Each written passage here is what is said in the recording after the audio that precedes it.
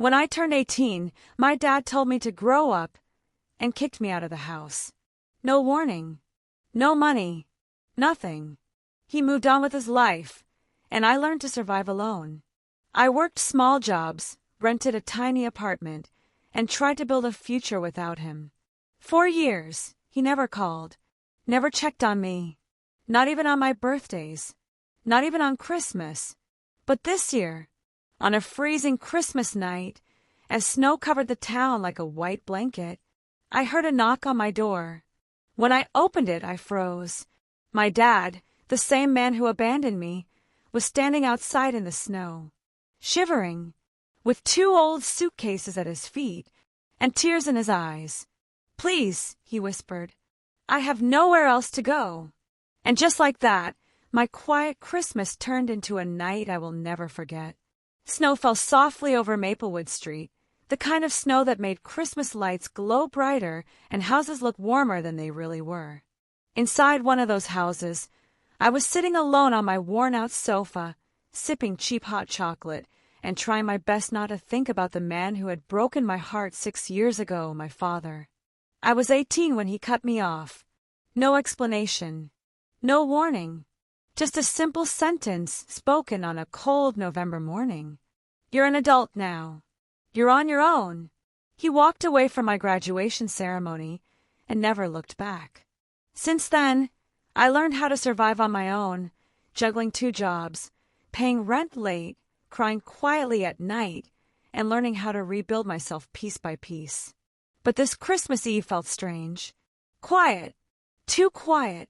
I turned up the heater, wrapped myself in a blanket, and tried to distract myself with a Christmas movie, but a heavy feeling sat on my chest like something was coming.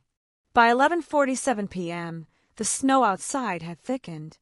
I remember glancing at the window, just a quick glance, and then I saw him, a silhouette standing under the dim porch light, a man holding 2 suitcases, a man whose coat was covered in snow, a man whose shoulders looked heavier than the world. My father. For a second, I thought I was hallucinating. I blinked twice. He didn't disappear. My heart didn't know whether to race or freeze. I slowly opened the door, the cold wind slapping my face, and the smell of winter filling the hallway. "Dad!" I whispered. He lifted his head. His eyes looked tired, older, broken. "Sweetheart," he said in a shaking voice, "please let me in." Behind him, the wind howled through the trees. The snow settled on his suitcases like tiny crystals. Everything I had buried, pain, anger, memories, rose all at once. "Why are you here?" I asked, my voice cracking. He swallowed hard. "Because I have nowhere else to go, and I need your help." My breath caught in my throat. Christmas Eve. 6 years of silence. And now this. I didn't know whether to slam the door or fall into his arms. But I knew one thing. My life was about to change again. I stood frozen in the doorway, the cold air biting my cheeks, my hands trembling. My father's eyes searched mine like he was hoping for forgiveness written somewhere on my face. I didn't move. I couldn't. Part of me wanted to slam the door, shut him out, protect the life I had built without him. But another part remembered the little boy who once ran to him for comfort, the laughter we shared before he left. I don't know if I can," I started, my voice breaking. "After everything, after all these years." He lowered his head, his hands gripping the handles of his suitcases like they were lifelines. "I know I don't deserve your forgiveness," he said quietly. "I made a mistake, one I've regretted every day. I lost my way, and now I have nowhere to go." The snow continued to fall, each flake landing silently on the porch, as if the world itself was holding its breath. I felt anger flare in my chest, memories of lonely nights, unpaid bills, and whispered tears. And yet, beneath the anger, something softer stirred, a strange, fragile hope. "Why now?" I asked, my voice trembling. "Why come back on Christmas Eve after 6 years of nothing?" He swallowed hard, and for a moment, I saw the man I used to know, vulnerable, broken, but still my father. Because Christmas reminded me what I lost. It reminded me of family. And I can't fix the past, but I'm asking, please let me in. I hesitated. The snow drifted across his coat, the icy wind tugging at his sleeve. He looked so small, so human. And in that moment I realized I was at a crossroads. I could let anger rule me, or I could take a step toward healing. Slowly, I opened the door wider. The warmth from inside spilled over him, over the memories, over the years of hurt. He stepped in, shivering, and I closed the door behind him. And just like that, the snow outside seemed to fall a little softer, the lights on the Christmas tree flickered brighter, and the night felt different. The warmth of the house wrapped around him, but it did nothing to melt the tension between us. I led him to the living room, my hands trembling as I poured 2 mugs of hot chocolate. The steam curled into the air like fragile hope, but my chest felt tight with memories I hadn't touched in years. He sank into the worn sofa, setting his suitcases down, and for a moment he looked lost, like a stranger in my world. I sat across from him, trying to keep my voice steady. You can't just walk back into my life and expect things to be normal. I know, he whispered, eyes fixed on the mug in his hands. I don't expect that. I want a chance to explain, a chance to make things right if you'll let me. I clenched my fists around my own mug, memories of that cold November morning flashing before my eyes. Do you even know what it was like? To wake up every day and realize the one person who was supposed to protect me abandoned me. His eyes stung with tears, and for the first time in years I saw him break. I thought I was doing the right thing back then. I was scared, selfish, and I failed you.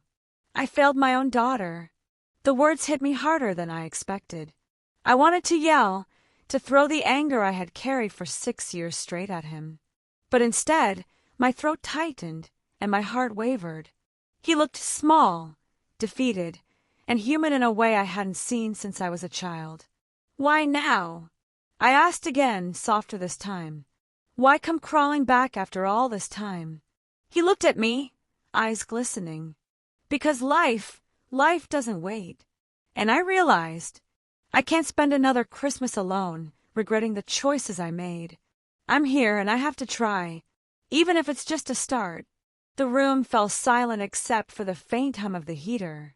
The snow outside continued to blanket the world in white, and the Christmas lights flickered gently.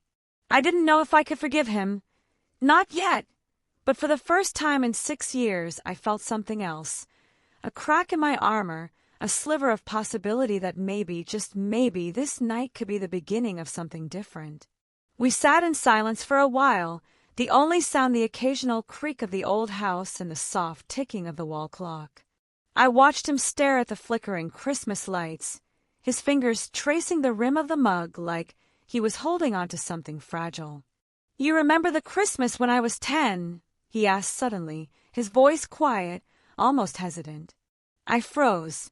Memories rushed back, snow falling thicker than tonight, a tiny tree that barely reached the windowsill, and a little girl running to him with a homemade ornament. Yes, I said softly, my throat tight. I remember you stayed up all night waiting for me to get home from work, he continued. You were so excited to put the star on top of the tree. You were so happy, and I promised I'd always be there. I swallowed hard, the lump in my throat growing. And then you weren't, I whispered. 6 years gone. He bowed his head, shame pressing down on him. I know. I can't change that. I can't take back the hurt I caused you.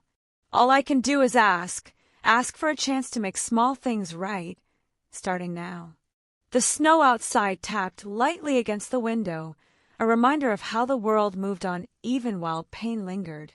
I looked at him, really looked at him, and saw the man behind the mistakes. Tired, broken, but desperate. And I saw myself, the girl who had survived on her own, strong but longing for closure. I don't know if I can forgive you yet, I admitted, my voice trembling. But maybe we can try to start over. Just for tonight. His eyes glistened with relief, and a small, fragile smile appeared on his face. That's all I ask, he said. Outside, the snow continued to fall, quiet and gentle, covering the world in white. And for the first time in years, Christmas didn't feel so lonely. The clock ticked past midnight, marking Christmas Day. The room was warm, the lights soft, but the weight of unspoken words pressed down on both of us. I could see the tension in his shoulders, the way he avoided meeting my eyes, and I knew there were truths he had kept hidden all these years. Why did you really leave? I asked finally, my voice trembling but steady. Was it just about being scared, or something else? He took a deep breath, the kind that seemed to pull the past into the present.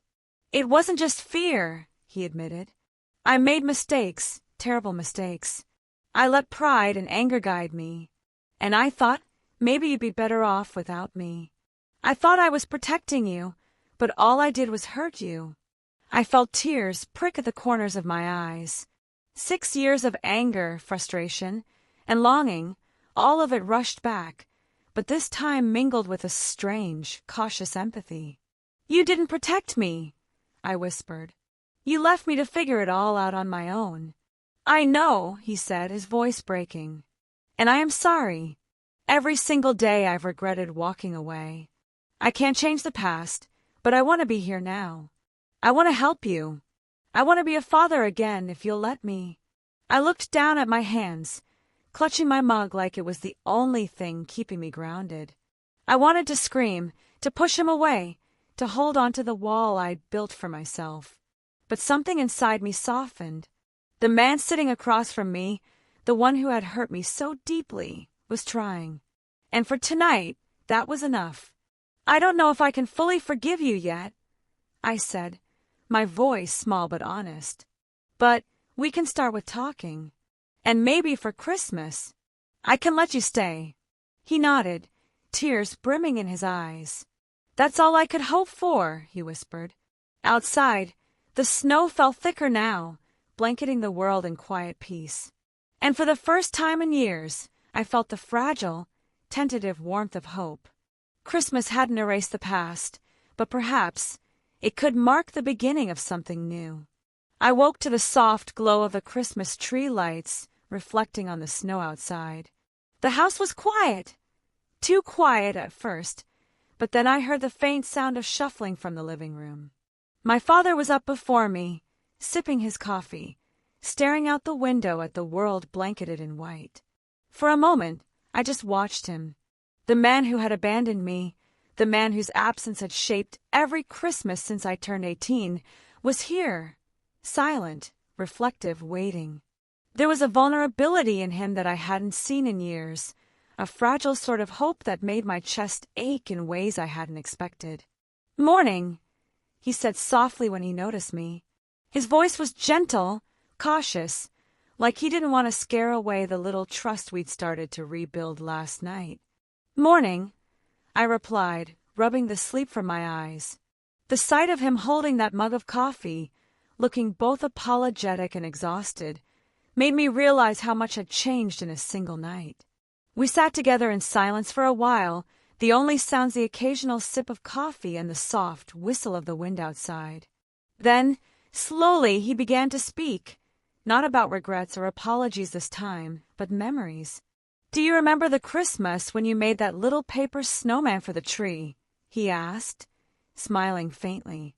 "It was crooked, all glued together with too much tape, but you were so proud of it. You hugged it like it was the most important thing in the world." I chuckled despite myself. "I remember. And you laughed so hard you almost dropped the ornaments trying to get a picture." He laughed too, the sound breaking the tension that had gripped the house for years. And for the first time, I felt like the old memories and the pain of the past could coexist, not erase each other, but form the beginning of something new. "Thank you for letting me in," he said quietly, eyes meeting mine. "I know I don't deserve it. I nodded. Tonight, maybe you'll see the full meaning of Christmas after all, I said softly. It's about family, even when it's messy and broken, even when it hurts. Outside, the snow continued to fall, sparkling in the morning sun. And though the road ahead would be long, I felt a glimmer of hope. For the first time in 6 years, I wasn't alone on Christmas. The morning passed slowly, each hour filled with small, cautious gestures. My father unpacked his suitcases quietly, arranging his things with care, as if trying not to disturb the fragile peace between us. I busied myself with making breakfast, the smell of sizzling eggs and toast filling the kitchen, a simple comfort that made the house feel alive again. "Do you want some help?" I asked, noticing him lingering by the counter. He nodded, a little awkwardly. I can try." We moved through the morning together, chopping vegetables, stirring batter, laughing softly at our clumsy teamwork. It was strange, surreal even, to feel the rhythm of family again. The kind of rhythm I'd almost forgotten existed. "You've grown up so much," he said quietly, pausing to watch me flip pancakes. "I'm proud of you, even though I wasn't there for a long time." I felt a tug at my chest, the words warming me more than the coffee ever could. "Thanks," I whispered, unsure if I was ready to say the words I really wanted, that I forgave him, at least a little. After breakfast, we cleared the table together, our movements in sync for the first time in years. There was no rush to fill the silence with words, just the shared presence, the subtle understanding that this Christmas wasn't perfect, but it was a beginning. Later, I suggested we take a walk outside, the fresh snow crunching beneath our boots. The cold bit at our cheeks, but the crisp air felt cleansing, like it could wash away the years of hurt. He looked around, eyes soft, taking in the snow-covered houses, the sparkling lights, the warmth of a neighborhood celebrating together. "I miss this," he admitted quietly. "I missed you. And I don't want to waste another moment." I looked at him, the man who had caused me so much pain but who was also trying to make amends. "Then maybe we can take it one step at a time," I said softly. He nodded, and for the first time in 6 years, I felt something I hadn't expected. Hope. Not the kind that magically fixes everything overnight, but the kind that grows slowly, like snow accumulating on branches, gentle and persistent. That Christmas morning, we took our first real steps toward healing, and for the first time in years, I believed that family, messy, complicated, imperfect, could still mean something. By mid-afternoon, the snow had stopped, leaving Maplewood Street sparkling under the pale winter sun. Inside, the house felt warmer than ever. My father and I sat near the Christmas tree, the remnants of breakfast still scattered on the table. The quiet between us no longer felt heavy, it felt full of possibility. "I need to tell you something," he said, his voice low, almost hesitant. "Something I should have told you a long time ago." I looked at him, my heart tightening. I wasn't sure if I was ready for more hurt, or if I could even handle the truth. "Okay," I said softly. "I'm listening." He took a deep breath, his hands clasped together. "The reason I walked away, it wasn't just fear. I was dealing with a lot of my own mistakes. I made some bad choices, got into situations I shouldn't have, and I didn't want you dragged into it. I thought leaving you behind would keep you safe." My stomach twisted. Part of me wanted to yell, wanted to tell him he had no right to decide what was safe for me. But another part, a part one hadn't acknowledged yet, wanted to understand. "I thought I was protecting you," he continued, his voice trembling. "But all I did was abandon you. And I've regretted it every single day." I swallowed, my throat tight with emotions I couldn't name. I hated you for so long," I admitted. "I hated that you left me. But hearing this, maybe I can start to understand." He reached out, hesitating before resting his hand lightly on mine.